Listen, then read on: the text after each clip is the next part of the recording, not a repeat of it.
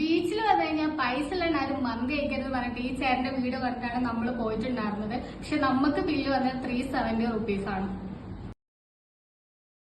നമ്മൾ കോഴിക്കോട് ബീച്ച് അതാ. പക്ഷെ കോഴിക്കോട് ബീച്ചിൽ വന്നാൽ ഞാൻ 99 രൂപയ്ക്ക് മന്തി കിട്ടുന്ന ഒരു സ്പോട്ടിലേക്കാണ് പോകുന്നത്.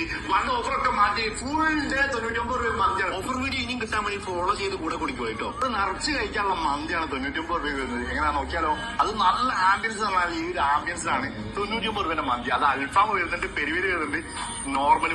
ആർക്കെങ്കിലും 99 രൂപേന്റെ മന്തി വേണമെന്നാണെങ്കിൽ അവര് അങ്ങോട്ട് നമുക്ക് തരത്തില്ല. നമ്മൾ തൊള്ള തുറന്ന് ചോദിച്ചാൽ മാത്രമേ അവര് തരൂ.